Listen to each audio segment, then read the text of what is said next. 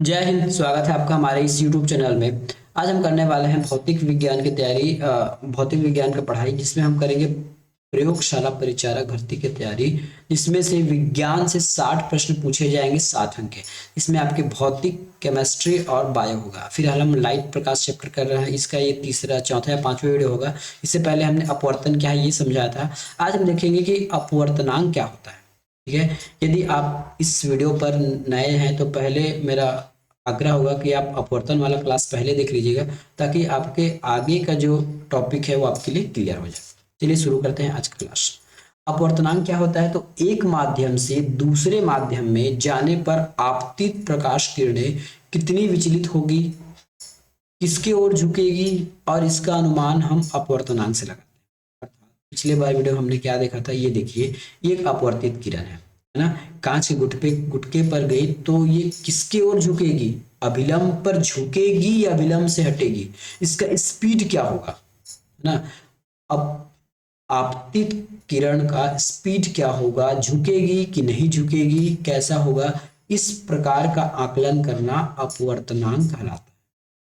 ठीक है। यहाँ देखिए, एक माध्यम से दूसरे माध्यम में जाने पर आपतित प्रकाश किरण कितनी विचलित होगी और किस ओर झुकेगी, इसका अनुमान हम अपवर्तनांक से लगाते हैं। अर्थात अपवर्तनांक जो है प्रकाश के, है ना, अपवर्तनांक के माध्यम के प्रकाशीय घनत्व को बताता है। इसका मतलब है कि कौन सा माध्यम कितना घनत्व है ना, कितना घनत्व। जैसे हीरा, पानी, कांच, इसमें से कोई एक अधिक घनत्व होगा तो कोई कम घनत्व होगा। एयर सबसे कम घनत्व होता है, एयर जो है सबसे कम घनत्व वाला होता है। तो अपवर्तनांक निकालने का कुछ रूल है। देखिए, बी मैं बहुत बेसिक से पढ़ा रहा हूँ, इसमें एडवांस लेवल में और पढ़ा सकते हैं, लेकिन एडवांस ज़्यादा आपको पूछा नहीं जाएगा। इसमें पूछने की संभावना ये है कि आपको डेफिनेशन से आएंगे। दूसरी बात, है ना, इसका कारण हो सकता है इसका जो एप्लीकेशन है। एप्लीकेशन का मतलब ये है कि अपवर्तनांक की इस दैनिक जीवन में क्या क्या घटनाएं होती है, या फिर दैनिक जीवन में होने वाली घटनाएं अपवर्तनांक से रिलेटेड है कि परावर्तन से रिलेटेड है कि घूर्णी दर्पण से रिलेटेड है। इस प्रकार के प्रश्न आएंगे। आपको प्रूफ करने वाला, है ना, किसी भी फॉर्मूला को प्रूफ करने वाला आपको प्रश्न नहीं पूछा जाएगा। हाँ, फार्मूला पर न्यूमेरिकल पूछेगा, वो हम आगे चर्चा करेंगे। ठीक है। तो अपवर्तनांक निकालने का क्या है, सूत्र क्या है? किसी माध्यम का अपवर्तनांक निकालना है। जैसे यदि मुझे एयर का निकालना है, ठीक है, या कांच का निकालना है, तो सबसे पहले हम क्या रखेंगे? प्रकाश वाला ऊपर रखेंगे, जो प्रकाश में एयर की चाल है, प्रकाश या निर्वात में एयर की चाल है। उसके बाद उस माध्यम का नाम लिखेंगे जिसमें प्रकाश की चाल हो गई। यदि हम कांच का निकालना चाहते हैं तो कांच लिखेंगे, पानी का निकालना है तो पानी लिखेंगे, हीरे का निकालना है तो हम हीरे लिखेंगे। ठीक है। क्या है इसका सूत्र? किसी माध्यम का अपवर्तनांक क्या होगा? प्रकाश का निर्वात में चाल ऑब्लिक या फिर बटा प्रकाश का उस माध्यम में चाल। उस का मध्यम है, इस उस के स्थान या तो आप कांच रख लीजिए, पानी रख लीजिए, या फिर हीरा रख लीजिए, जिसका भी आपको निकालना है। कांच रखेंगे तो कांच का निकल जाएगा, पानी रखेंगे तो पानी का निकलेगा, हीरा रखेंगे तो हीरे का चाल आपको मिल जाएगा। ये होता है अपवर्तनांक। क्या होता है? किसी माध्यम में अपवर्तन के पश्चात प्रकाश किरणें अभिलंब पर झुकेंगी या दूर हटेंगी, या उसका स्पीड बढ़ेगा या घटेगा, इसी को हम अपवर्तनांक कहते हैं। ठीक है। अब एक स्नेल का नियम है। स्नेल का नियम क्या कहलाता है कि आपतन कोण की ज्या, ज्या मतलब साइन, है ना, तथा अपवर्तन कोण की ज्या जो है एक निश्चित अनुपात में होती है, जिसको हम म्यू से दर्शाते हैं। Sine i upon sine r. I, ये ऊपर वाला आई रहता है ना, ये साइन आई और साइन आर। ठीक है। ये होता है स्नेल का नियम। मतलब आपतन कोण और अपवर्तित कोण दोनों एक दूसरे के अनुपात में होते हैं, जैसे साइन आई और साइन आर। ठीक है। एक प्रश्न है, यहाँ से ध्यान से देखिएगा। यदि 60 अंश पर आपतित किरणें अपवर्तन के पश्चात 30 अंश की कोण बनाती है तो अपवर्तनांक ज्ञात कीजिए। कुछ नहीं है, ये ऐसा कुछ होगा। ठीक है। एक किरण है, आपतित हो रही है, ये आपतित हो गई, एक अभिलंब बना देते हैं, ये अभिलंब है। ठीक है। अभी फिलहाल इसका मान कितना है? 60 अंश। जैसे ही अपवर्तित होती है तो इसका मान कम हो जाता है। कितना हो जाता है? 30 अंश। ठीक है। अब ये पूछ रहा है तो इसका अपवर्तनांक ज्ञात करना। ठीक है। अपवर्तनांक ज्ञात करने के लिए अभी हमने एक सूत्र लिखा है। क्या लिखा है? म्यू। देखिए, अपवर्तनांक को ना म्यू से दर्शाते हैं, इसको स्नेल का नियम भी कहते हैं। तो म्यू बराबर हो जाएगा साइन, साइन 60 अंश ये आई वाला है, आई वाला ऊपर वाला है ना, साइन 60 अंश, ठीक है, साइन 60 अंश, और नीचे लिखेंगे हम साइन 30 अंश, ठीक है। यदि इन दोनों का हमने मान निकाल लिया, इसका मतलब है कि हमने अपवर्तनांक ज्ञात कर लिया। अभी कोई माध्यम का नाम नहीं लिखा है, बस इतना पूछा है कि अपवर्तित किरण 60 अंश है और अपवर्तन के बाद उसका अंश कम हो जाता है, ठीक है। अब देख लिए साइन 60 अंश का मान हमको पता है क्या, बिल्कुल पता है। साइन 60 अंश का मान होता है √3/2 और साइन 30 अंश का मान होता है 1/2, ठीक है। यदि इसको सॉल्व करेंगे तो इस 2 से इस 2 कट जाएगा, बचेगा हमारे पास √3/1, इसका मतलब है √3, ठीक है, इसका मतलब है √3। तो क्या हुआ, अपवर्तनांक कितना है, √3 है, अपवर्तनांक √3 है, मतलब ये जो नीचे जो आपको जो माध्यम मिला जिस पर आपतित कोण 30 अंश हो गया, उसका अपवर्तनांक है √3, ठीक है, इसका अपवर्तनांक होता है √3। अब सापेक्षिक अपवर्तनांक क्या होता है, ठीक है, इसमें केवल और केवल तुलना होता है और कुछ भी नहीं। दो अपवर्तनांक आपको दे दिया जाएगा, तो पहले की अपेक्षा दूसरा पूछेगा और दूसरे की अपेक्षा पहले पूछेगा, और इसमें कुछ भी नहीं बताएगा। देखिएगा, द्वितीय माध्यम का आपेक्षिक अपवर्तनांक और प्रथम माध्यम का आपेक्षिक अपवर्तनांक, एक ऑप्शन से या फिर एक न्यूमेरिकल से आपको आसानी से समझ आ जाएगा। यदि जल का अपवर्तनांक 1.33 है तथा कांच का अपवर्तनांक 1.5 है, ये पहले से दे दिया है ना, जल का कितना है 1.33, पानी का कितना है, कांच का कितना है 1.5 है।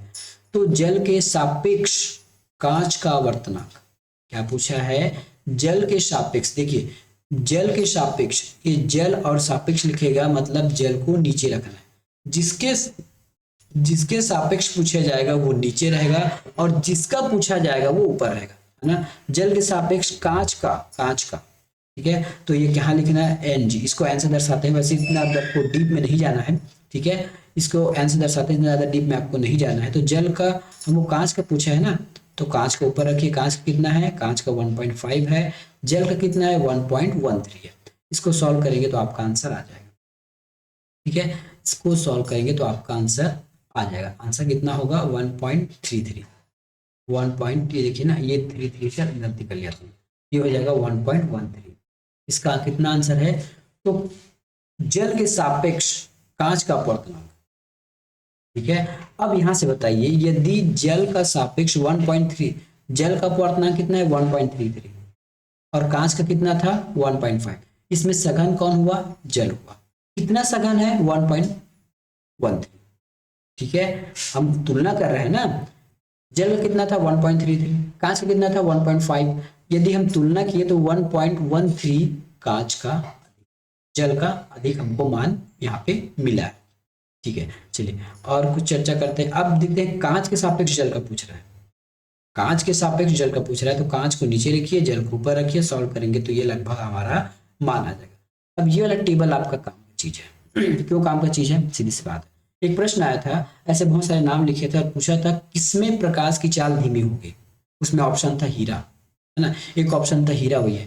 देखिए जिसका अपवर्तनांक ज्यादा होगा, है ना, मतलब जिसके मॉलिक्यूल्स पास पास रहेंगे, जहां ट्रैफिक ज्यादा रहेगी उसमें प्रकाश की चाल कम हो जाएगी, ठीक है। जहां ट्रैफिक ज्यादा रहेगी, जहां मॉलिक्यूल्स पास पास रहेंगे, उसमें प्रकाश की चाल कम हो जाती है। जैसे बर्फ की अपवर्तनांक कितना है 1.31, पानी का 1.33, कांच का 1.5 होता है, क्राउन कांच का 1.52 है, फ्लिप्टॉप कांच का 1.64 है, हीरे का 2.4 है। यदि इन सारे आपको ऑप्शन में दे दिया जाए और कहा जाए कि इसमें प्रकाश की चाल किसमें सबसे कम और किसमें सबसे ज्यादा होगी, तो जिसका अपवर्तनांक ज्यादा, मतलब ज्यादा भीड़, ज्यादा ट्रैफिक, स्पीड कम, जिसका अपवर्तनांक कम, कम ट्रैफिक और स्पीड ज्यादा, ठीक है। अपवर्तनांक किसका कम है, बर्फ का। अपवर्तनांक किसका ज्यादा है, सबसे ज्यादा हीरे का। तो इसमें प्रकाश की स्पीड कम होगी, इसमें थोड़ी ज्यादा, इसमें थोड़ी ज्यादा, इसमें थोड़ी ज्यादा और इसमें थोड़ी ज्यादा, और इन छयों के कंपेयर में हीरे में स्पीड कम होगी, सबसे कम, और बर्फ में सबसे ज्यादा स्पीड से चलेगी प्रकाश, ठीक है। तो ये आपको याद रखना है इस टेबल को, यहाँ से सीधा डायरेक्ट प्रश्न पूछा भी जा सकता है कि इसका अपवर्तनांक भी पूछा जा सकता है, तो ये टेबल आपको याद होनी चाहिए। अब हम थोड़ी चर्चा करेंगे वास्तविक और आभासी गहराई क्या होती है। पिछले बार हमने बताया था कि कोई छड़ डूबी हुई है, कोई सिक्का रखा हुआ है पानी में, वो उथला दिखाई देता है या फिर थोड़ा ऊपर उठा दिखाई देता है, ऐसा क्यों होता है। तो ये देखिए वास्तविक और आभासी गहराई क्या होती है। ठीक है, वास्तविक और आभासी गहराई क्या होती है, ये जो साइड में लिखा है उसको फिलहाल छोड़ दीजिए, जो मैं बता रहा हूँ उसको पढ़िए। देखिए कोई एक वस्तु है ना, कोई वस्तु है एक तल पर रखी हुई है, कोई वस्तु है एक तल पर रखी हुई है और यहाँ पे एक व्यक्ति इसको देख रहा है, मानव नेत्र है। ठीक है, एक व्यक्ति यहाँ पे इसको देख रहा है, क्या है ये, मानव नेत्र है।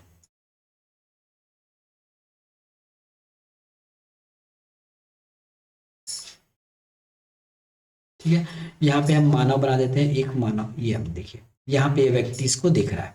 ठीक है, सबसे पहले अगर ये खाली होता, जल नहीं भरा होता तो सीधा दिखाई देता, क्योंकि जल भरा है और ऊपर वायु है, याद रखिए ये वायु, ये हमारे अपवर्तनांक के सिद्धांत पर काम करने वाला है और ये जल है। अभी हमने देखा जल का अपवर्तनांक कितना होता है। ठीक है, वायु का कितना है, वायु का हमारे पास यहाँ कहीं लिखा है गया, वायु का अपवर्तनांक हमारे पास फिलहाल नहीं है। वायु का अपवर्तनांक कम होता है, जल का अधिक होता है, जल सघन है वायु से ना, जल सघन है। तो देखिए वायु ऊपर विरल माध्यम और जल सघन माध्यम। जब कोई प्रकाश इस सामग्री से या फिर इस वस्तु से होकर जाती है तब क्या होती है, क्योंकि ये सघन से विरल में जा रहा है, सघन से विरल में जा रहा है, तो ये अपने अभिलंब से दूर हटकर चल रही है किरणें। ये जो QS है अपने अभिलंब से दूर हटकर चल रही है। एक प्रकाश और यहाँ से निकालते हैं, एक प्रकाश ये भी निकालेंगे तो ये भी क्योंकि सघन से विरल में जा रहा है तो क्या होगा, ये अपने अभिलंब से दूर हटकर चलेगी और इस प्रकार से ये मानव नेत्र में पहुंचेगी। अब देखिए इसी जो अपवर्तित किरण को थोड़े से डॉट डॉट लाइन करके हम पीछे मिलाते हैं दोनों किरणों को, तो ये दोनों किरणें अपनी वास्तविक स्थिति से ऊपर मिलती हुई प्रतीत होती है। तब हमको हमारे आंखों को आभास होता है कि ये वस्तु थोड़ा ऊपर है।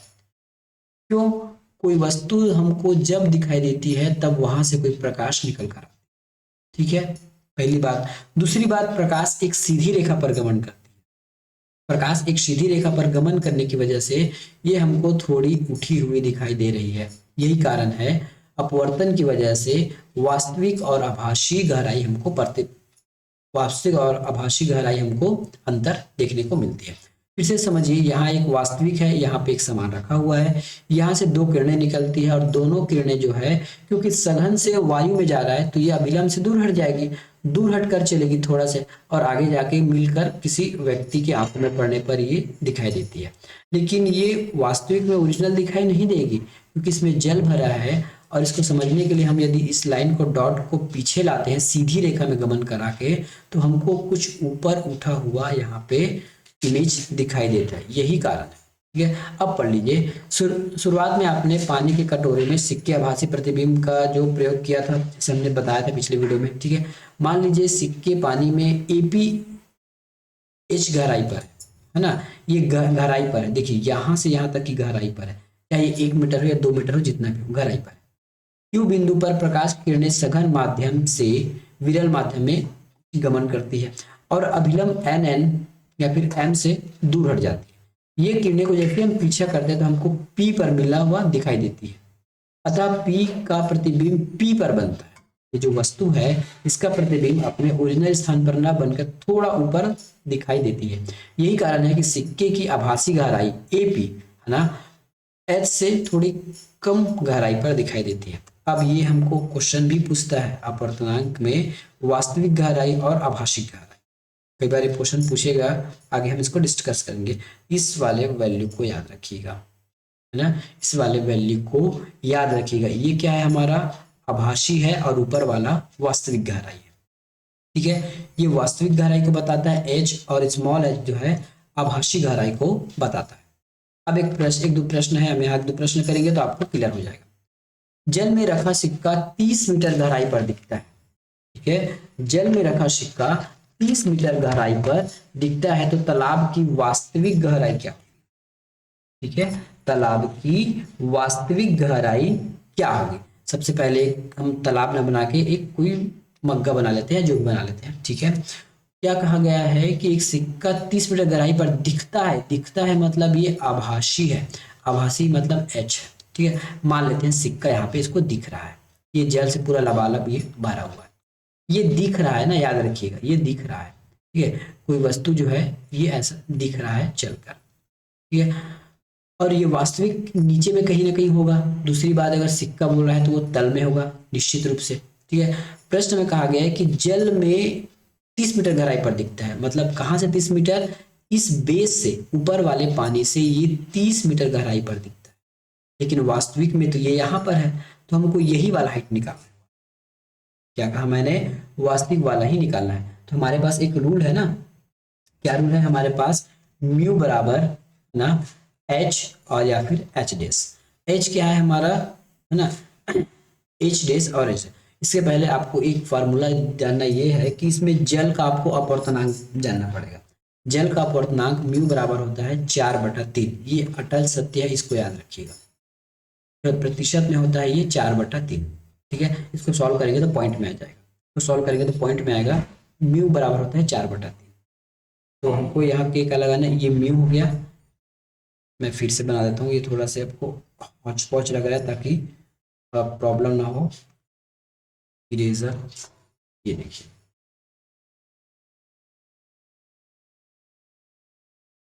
ठीक है। तो म्यू बराबर हमको निकालना है H/H, ठीक है। म्यू की वैल्यू हमारे पास पहले से, म्यू क्या है, तो जल का अपवर्तनांक, क्योंकि सिक्का जल में ही पड़ा है, तो जल का अपवर्तनांक कितना है, 4/3। वास्तविक में गहराई कितनी है हमको पता नहीं, ठीक है। आभासी गहराई कितनी है, 30 मीटर, ठीक है। आभासी गहराई जो है 30 मीटर है। अब इसका आंसर क्या हो जाएगा, इसका आंसर देखिएगा क्या होगा, 3 से काटेंगे तो ये 10/12 कटेगा, पक्षांतर करेंगे तो h की वैल्यू आ जाएगी 4×40। मतलब जो सिक्का है वास्तविक में 40 मीटर की गहराई पर पड़ा हुआ है, अपवर्तनांक की वजह से 30 मीटर गहराई पर दिखता है। कितने का अंतर है, 10 मीटर का। ये लास्ट हम 10 मीटर भी निकालना सीखेंगे कि कितने का अंतर है, ठीक है। दूसरा प्रश्न देखिए, एक मछुआरा है, 5 मीटर ऊंची दीवार पर बैठा है। एक मछुआरा है, 5 मीटर ऊंची दीवार पर बैठा है, उसे एक मछली 3 मीटर की गहराई पर दिख रही है। वह कितना लंबा भाला फेंक कर मारे कि उस मछली को मार दे। सबसे पहले आप इस डायग्राम से इसको समझते चलिए, है ना। यहाँ पे कोई एक मछुआरा बैठा देते हैं, ये एक मछुआरा है, ठीक है, मछुआरा है, इसको एक मछली दिख रही है, कुछ इस प्रकार से एक मछली है ना। ये पानी से लबालब भरा हुआ है, पानी से लबालब भरा हुआ है। ये यहाँ से कितने मीटर दूरी पर दिख रही है, तो यहाँ से ये दिख रहा है इनको 3 मीटर गहराई पर दिख रहा है। एक मछली जो है यहाँ से 3 मीटर की गहराई पर दिख रहा है, ठीक है। लेकिन वास्तविक मछली यहाँ नहीं होगा। अब देखिए, सिक्का था तो हमने इसको तल पे बैठा दिया, लेकिन मछली कहीं भी हो सकती है, तो हम इसको मछली को कहीं भी बना सकते हैं। ये वास्तविक मछली को हमने कहीं भी बना दिया, ठीक है। ये वास्तविक मछली को हमने कहीं भी बना दिया, ठीक है। और ये यहाँ से कितनी दूरी पर है, तो यहाँ से पहली बात तो ये 5 मीटर दूरी पर है। और हमको निकालना क्या है कि कितना लंबा भाला मारे। देखिए, ये आदमी ऊपर बैठा है, इमेज में दिख रहा है वो तो आभासी है, वास्तविक तो ये मछली यहाँ पे बैठी नीचे में, तो उसको यहाँ से लेके यहाँ तक की हाइट का पता लगाना है, वही हमारा आंसर होगा, ठीक है, वही हमारा आंसर होगा। सबसे पहले तो हम ये देख लेते हैं कि इसका यहाँ से यहाँ तक कितनी दूरी है, या फिर ये वास्तविक में कितनी दूरी पर है, ये हमको पता लगा लेंगे तो हमारा काम बन जाएगा।